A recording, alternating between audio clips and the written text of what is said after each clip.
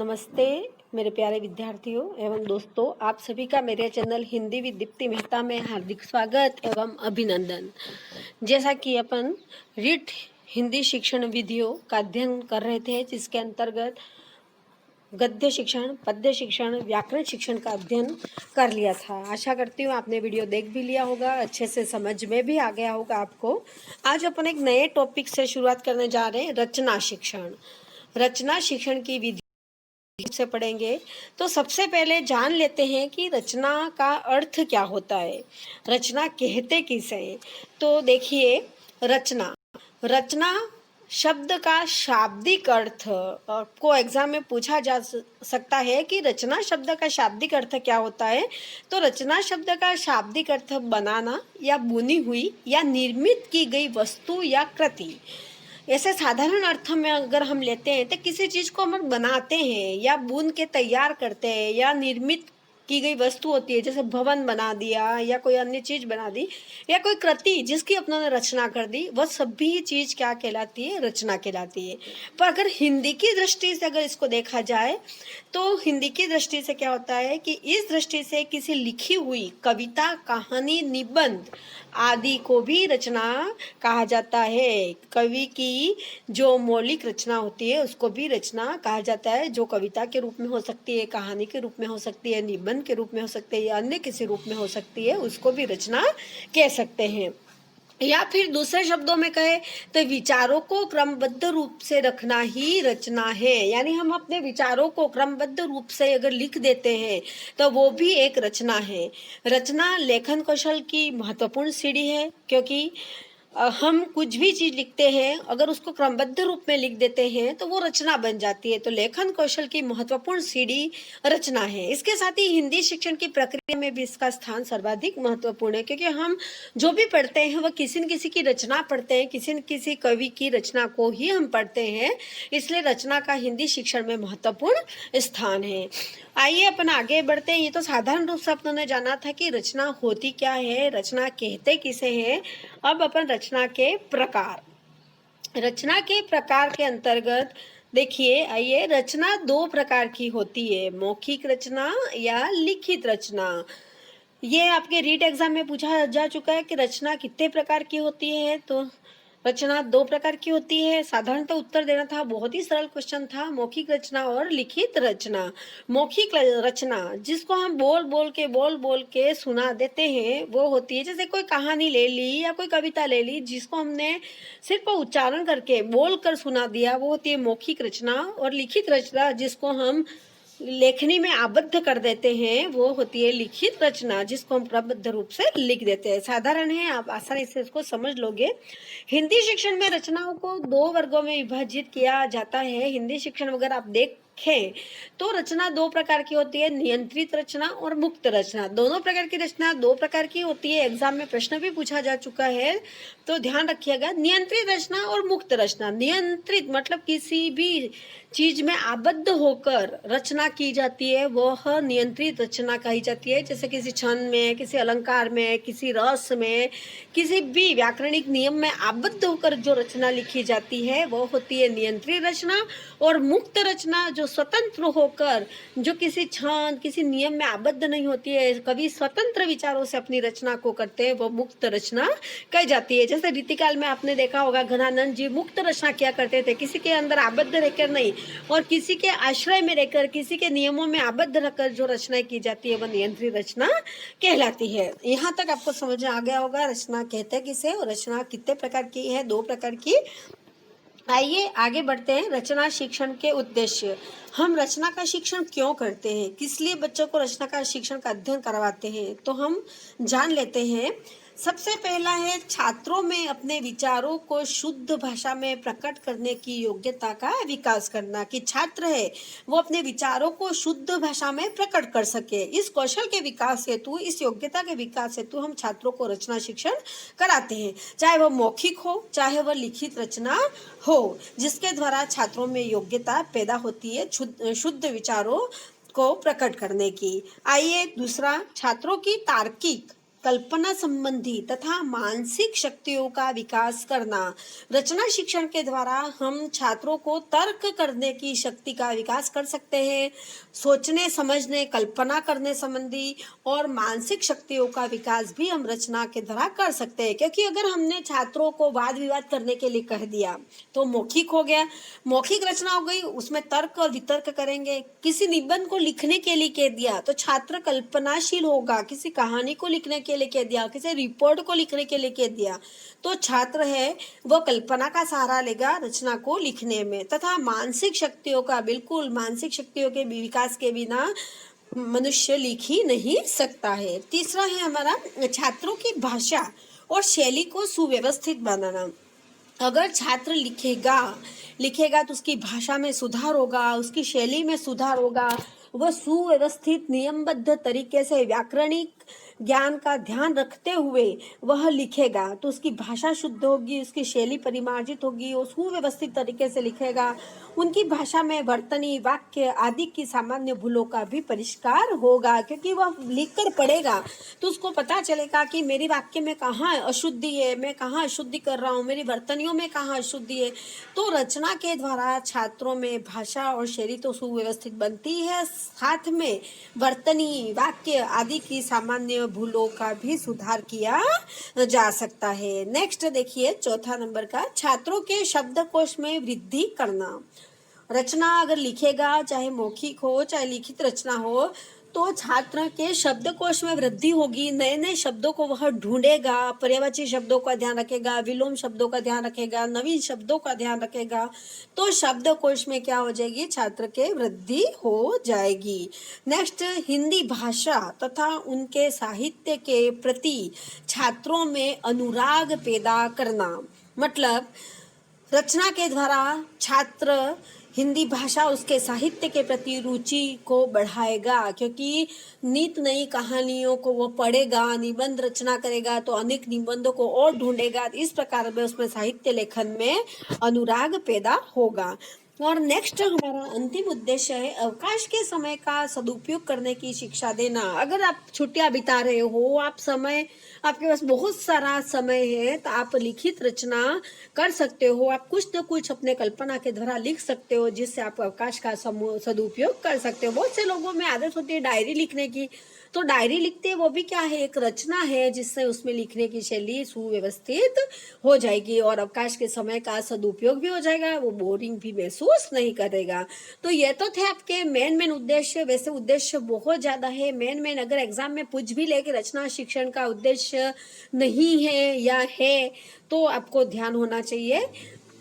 ज़्यादातर ऐसे क्वेश्चन कम बनते हैं, फिर भी कभी कभी एग्जामिनर की सोच पे निर्भर होता है, वो बना भी देता है। जैसे कई बार बना दिया था रचना कितने प्रकार की होती है, तो बिल्कुल इजी क्वेश्चन बना दिया था 2 प्रकार की, तो इस प्रकार भी एग्जामिनर क्वेश्चन बना सकता है। आइए मेन टॉपिक की तरफ अपन आगे बढ़ते हैं। रचना शिक्षण की विधियाँ बहुत ही महत्वपूर्ण, रीड की दृष्टि से, सेकेंड ग्रेड की दृष्टि से, फर्स्ट ग्रेड की दृष्टि से, हिंदी स्टूडेंट के लिए बहुत ही ज़्यादा उपयोगी है, हिंदी के विद्यार्थियों के लिए। रचना शिक्षण की विधियाँ देखिए, अब मैंने इसको 2 पार्ट में बांट दिया है। उच्च प्राथमिक कक्षा यानी प्राथमिक और उच्च प्राथमिक कक्षाओं के लिए विधियाँ जो होती है वो, और माध्यमिक और उच्च माध्यमिक कक्षाओं के लिए जो विधियाँ होती है, दोनों को मैंने अलग अलग कर दिया है। देखिए आपको मैं बता देती हूँ।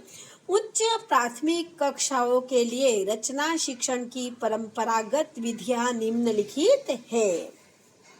पहले नाम बता दूं, फिर आपको विस्तृत रूप से विधियों का एक एक करके ज्ञान करा दूंगी। सबसे पहली विधि है खेल विधि, दूसरी प्रश्नोत्तर विधि, चित्र रचना विधि और शब्द प्रदान विधि। ये आपके प्राथमिक कक्षा एवं उच्च प्राथमिक कक्षा दोनों के लिए उपयोगी सिद्ध होगी। नेक्स्ट है माध्यमिक कक्षाओं में रचना शिक्षण की निम्नलिखित विधियां काम में आती है।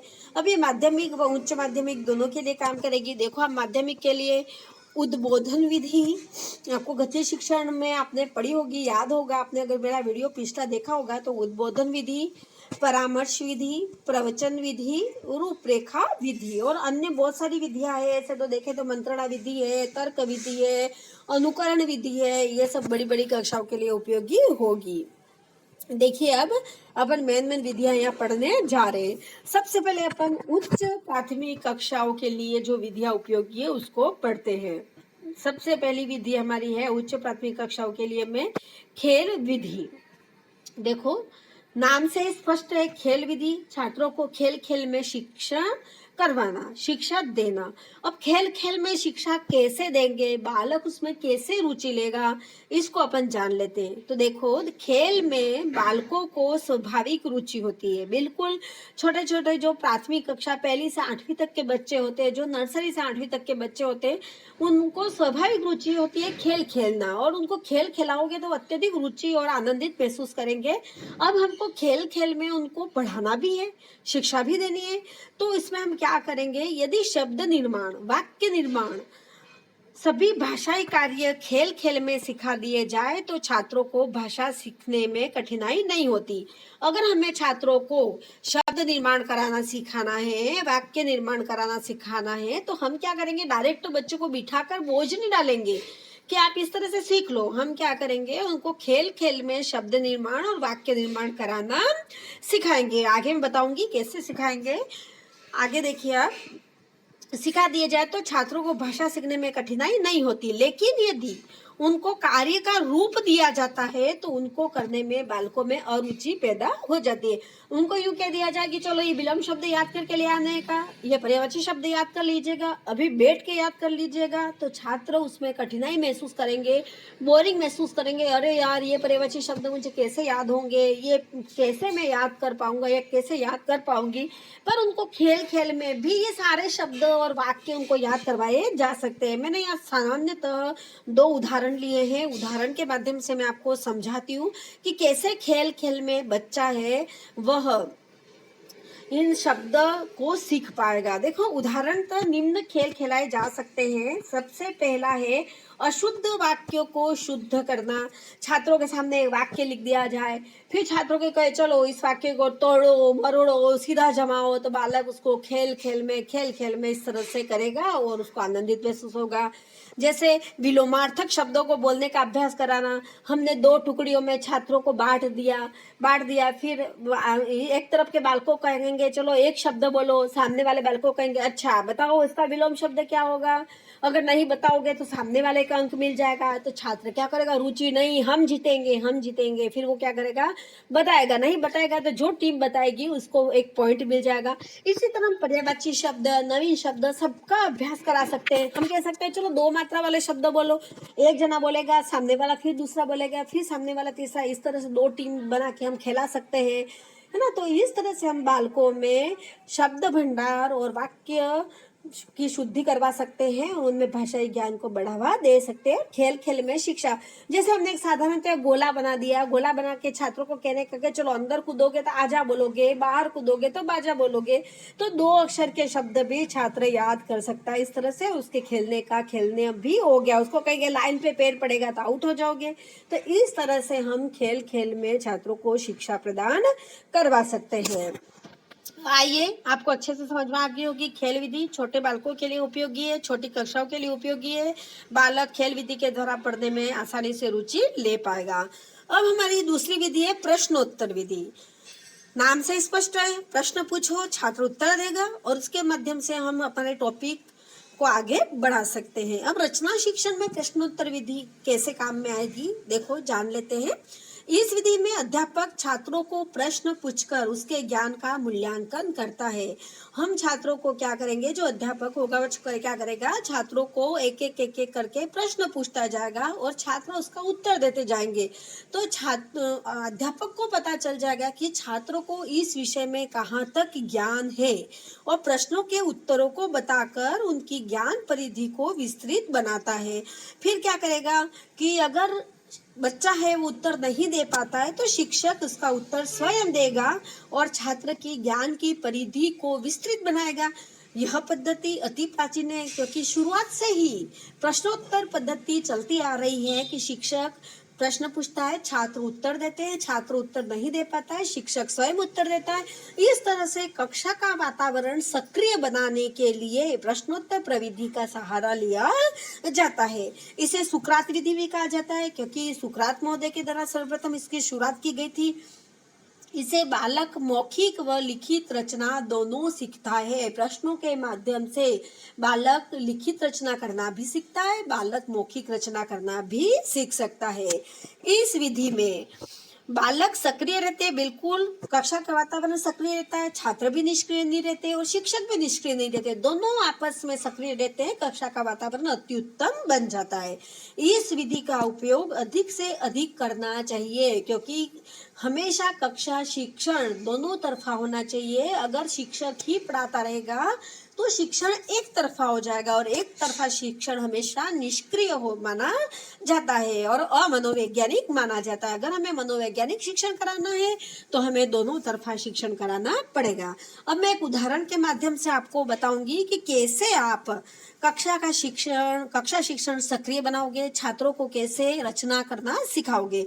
तो मान लीजिए हमें एक चने की आत्मकथा पर निबंध लिखना है। अब छात्रों को चने के बारे में ज्ञान नहीं है, हमें पूरा निबंध लिखवाना है। तो शिक्षक क्या करेगा? प्रश्नों की सहायता से छात्रों से निबंध लिखवाएगा। छात्र से प्रश्न पूछेगा शिक्षक कि चलो आप क्या जानते हो चने के पौधे के बारे में, चने का पौधा कौन सी ऋतु में पैदा होता है। छात्र उत्तर देता जाएगा।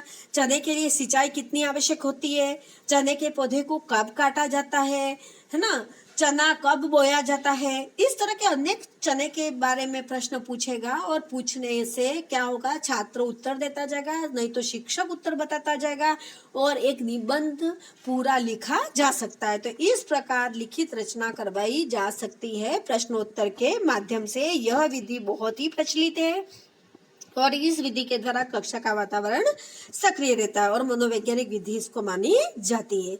आइए हम तीसरी विधि के बारे में जानते हैं, चित्र रचना विधि, या फिर इसको अन्य नाम दे सकते हैं देखो और रचो विधि। नाम से स्पष्ट है, चित्र रचना विधि। जैसे कि हम छात्रों को कोई चित्र दिखा देते हैं और चित्र के माध्यम से प्रश्न पूछते जाते हैं या समझाते जाते हैं तो छात्र अधिक सक्रिय रहेगा और आनंदित होगा। इसमें देखो रचो विधि इसलिए कहा जाता है कि छात्र चित्र को देखेगा और उसके द्वारा उसकी रचना कर देगा। जैसे पहली की पुस्तक पुराने समय की आती थी, उसमें आगे के 10 पेज सिर्फ चित्र ही चित्र दिए जाते थे और छात्र उन चित्रों को देखकर कहानी का निर्माण करता था। वो होती है चित्र रचना विधि। देखिए इसके अंतर्गत अपन पढ़ लेते हैं। बालकों का ध्यान थोड़े समय तक ही एक वस्तु तक केंद्रित रहता है। छोटा बालक होता है, उसको एक जगह बिठाना, एक वस्तु पर ध्यान केंद्रित करवाना बहुत ही कठिन कार्य होता है। अगर उनको एक जगह पे बिठाना है, उनका ध्यान केंद्रित करवाना है तो हमें कुछ न कुछ चित्रों का सहारा लेना पड़ेगा, मॉडल का सहारा लेना पड़ेगा।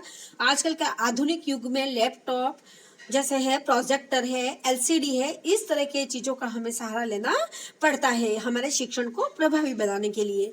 किंतु यदि कोई आकर्षक वस्तु उनके सामने होती है तो उनका ध्यान उस वस्तु पर स्थिर रहता है। जैसे कि अपन लेसन प्लान छात्रों को पढ़ाते हैं तो क्या करते हैं, चार्ट के द्वारा छात्रों को समझाते हैं। जब तक चार्ट के द्वारा छात्रों को समझाएंगे, छात्र उसको ध्यान से देखेगा, चुपचाप बैठा रहेगा। पर जैसे ही उस चार्ट को उतार देते हैं, छात्र का ध्यान वहां से भटक जाता है। तो छात्रों का ध्यान एक और स्थिर कराने के लिए हमें चित्र दिखाना अति आवश्यक होता है। चित्र ऐसी वस्तु है, देखो चित्र ऐसी वस्तु है जिसके रंग, उभार तथा पृष्ठभूमि छात्रों के ध्यान को आकृष्ट कर लेती है। अतः कक्षा में चित्रों के माध्यम से रचना शिक्षण करने से छात्रों का ध्यान निरंतर अपने विषय में लगा रहता है। जैसे कि आपने एक चित्र टांग दिया सामने, उस चित्र के माध्यम से आपने प्रश्न पूछ लिए। प्रश्न नहीं पूछो तो छात्रों को कह दोगे कि देखो आपको सामने जो भी चित्र दिखाई दे रहा है उसके ऊपर आप एक कहानी लिखिए, आपको क्या दिखाई दे रहा है। छात्र उसके ऊपर एक कहानी लिखेगा, वो जो सोचेगा, जो कल्पना करेगा उसके ऊपर, तो छात्र क्या करेगा, उसके द्वारा रचना लिखना सीखेगा। मान लीजिए किसी ऐतिहासिक स्थान का वर्णन करना है तो बालकों के सामने चित्र प्रस्तुत कर दिया जाता है, फिर उसके बारे में बता दिया जाता है, जिससे बालक के मस्तिष्क में बिंब बन जाता है। जैसे हमें कोई किला दिखाना है, सज्जनगढ़ का किला दिखाना है, या कोई जोधपुर का दिखाना है, या मानगढ़ धाम दिखाना है, हम क्या करेंगे, छात्रों के सामने एक चित्र प्रस्तुत कर देंगे, छात्रों को चित्र की तरह समझा देंगे कि देखो बच्चों, ये इसका चित्र है, इसमें ये हुआ था, इसमें ये हुआ था, इस राजा ने किला बनाया था। उसके पश्चात बालक के दिमाग में उस किले के प्रति क्या बिंब बन जाएगा मस्तिष्क में, कि हाँ ये किला इस प्रकार का होता है। फिर उसको क्या कहेंगे, अच्छा अब इसके बारे में आप लिखिए, तो छात्र उसके बारे में लिखेगा, तो छात्र रचना करना भी सीखेगा। हम किसी छोटे बालक होते हैं, किसी गाय का चित्र प्रस्तुत कर दिया, बता दिया देखो ये गाय है बच्चों, इस गाय के 2 आंखें हैं, 2 कान है, 2 पैर है, 2 हाथ है, इस प्रकार बता दिया। फिर कह दिया कि देखो ये 2 आगे वाले पैर है, ये 2 पैर पीछे वाले पैर है, एक पूंछ है। फिर बालक कहोगे चलो गाय पे निबंध लिखिए आप। छात्र उस चित्र को देखकर गाय के ऊपर निबंध लिखेगा। इस तरह से छात्र रचना करना सीखेगा। ये छोटे बालकों के लिए उपयोगी है, न कि बड़े बालकों के लिए। यह थी चित्र रचना विधि या देखो और रचो विधि। नेक्स्ट अपनी विधि है शब्द प्रदान विधि। नाम से स्पष्ट है, शब्द प्रदान विधि। छात्रों को शब्द, किसी विषय पर अध्यापक बालकों को शब्द समूह दे देता है जो, देखो ये गलत टाइपिंग हो गया, जो संकेत का कार्य करते हैं। उनके विचार एक एक करके उठते जाते हैं और वे रचना करने में समर्थ हो जाते हैं। वास्तव में उच्च प्राथमिक स्तर पर प्रश्नोत्तर शब्द प्रदान विधि का ही अनुसरण किया जाता है। अब देखो शब्द प्रदान विधि में क्या किया जाता है, 2 समूह बना दिए जाते हैं आमने सामने।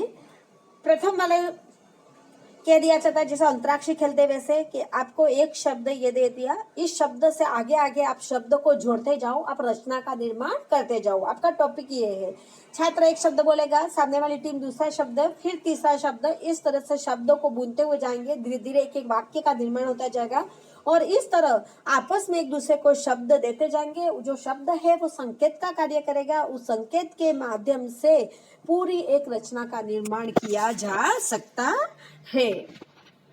ये सभी थी आपकी उच्च प्राथमिक शिक्षण की विधियां। आपको अच्छे से समझ में आ गई होगी। ऊपर मैंने बता भी दी थी कौन कौन सी विधियां थी।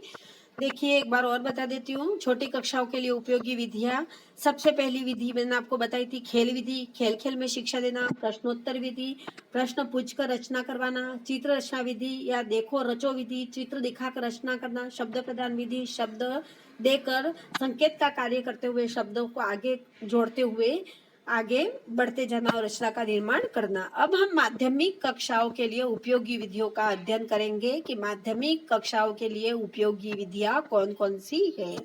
सबसे पहली उद्बोधन विधि। उद्बोधन विधि आपको गद्य शिक्षण में पढ़ाई थी, मैंने यहाँ पर भी पढ़ा रही हूँ। यह विधि प्रश्नोत्तर विधि का विकसित रूप है। जिस तरह प्रश्नोत्तर विधि सुकरात महोदय ने दिया था, प्रश्न उत्तर, उसी का विकसित रूप है उद्बोधन विधि है। बड़ी कक्षाओं के लिए उपयोगी है।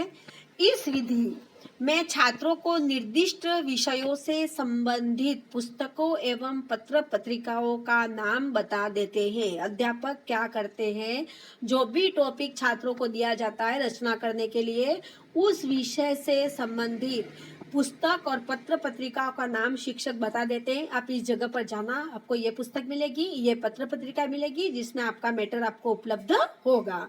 उसके पश्चात छात्र उसका अध्ययन कर विषय का ज्ञान प्राप्त करते हैं। उसका अध्ययन कर क्या करते हैं, उस विषय का ज्ञान प्राप्त करते हैं। जैसे कि मैंने कोई टॉपिक दे दिया, छात्र को कहेंगे लाइब्रेरी में इस जगह पे ये पुस्तक है, उसमें आपको ये टॉपिक मिलेगा। छात्र क्या करेगा, लाइब्रेरी में पुस्तकालय में जाएगा, वहां से उस पुस्तक को उठाएगा, उसमें से उस टॉपिक को पढ़ेगा, उस विषय के बारे में ज्ञान प्राप्त करेगा। फिर निर्दिष्ट विषय पर रचना करते हैं। यहाँ एक प्रकार की यह एक प्रकार की स्वाध्याय विधि है, क्योंकि स्वयं स्वाध्याय करना है, स्वयं को पढ़ना है, स्वयं को लिखना है। ये ध्यान रखना है आपको। रचना शिक्षण की स्वाध्याय विधि, इस विधि का प्रयोग छात्रों की वर्णनात्मक प्रकृति पूर्ण विकसित होने पर किया जाता है। इस विधि का प्रयोग तब किया जाता है जब छात्र अच्छी तरह से वर्णन करना सीख जाए, अच्छी तरह से लिखना सीख जाए, सोचना समझना सीख जाए। क्योंकि उसको सिर्फ आप पत्र पत्रिका बताओगे, पुस्तक बताओगे, उसको निर्दिष्ट करोगे, सारा कार्य उसको वो पढ़ना है, समझना है, लिखना है, सारा कार्य छात्रों को स्वयं को ही पूर्ण करना है, इसलिए छात्रों को ज्ञान होना आवश्यक है। इस विधि में बालकों की कल्पना शक्ति का विकास होता है, बिल्कुल, क्योंकि स्वयं स्वाध्याय करेगा, स्वयं पढ़ेगा, स्वयं समझेगा, इसलिए उसकी कल्पना शक्ति का विकास होता है। इस विधि का उपयोग जीवन चरित्र के वर्णन, किसी के हमें जीवन चरित्र, जैसे लिख दिया मैंने महाराणा प्रताप के जीवन चरित्र का वर्णन कीजिए, छात्र महाराणा प्रताप के जीवन के बारे में पूरा पढ़ेगा, पुस्तक ढूंढ के उसका वर्णन करेगा। ऐतिहासिक वर्णन कीजिए, किसी किले का वर्णन करेगा, किसी महल का वर्णन करेगा। भौगोलिक वर्णन, दृश्यों के वर्णन आदि लिखवाने में उद्बोधन विधि का प्रयोग किया जाता है। नाम से स्पष्ट है, उद्बोधन विधि प्रश्नोत्तर विधि का विकसित रूप है। किसी भी दृश्य का वर्णन करने के लिए छात्र स्वाध्याय करता है और स्वाध्याय करके फिर उसके बाद रचना करता है। दूसरी विधि है आपकी परामर्श विधि। इस विधि में बालकों में स्वावलंबन की भावना विकसित होती है। इसमें शिक्षा का कार्य, शिक्षक, ये शिक्षा है, शिक्षक का कार्य केवल पथ प्रदर्शक का होता है। शिक्षक सिर्फ मार्गदर्शन करने का कार्य करेगा। शिक्षक विषय से संबंधित मुख्य बातों को छात्रों को समझा देता है। पहले छात्र को समझा देगा, फिर छात्र स्वयं शिक्षक के परामर्श से उस कार्य को करेंगे।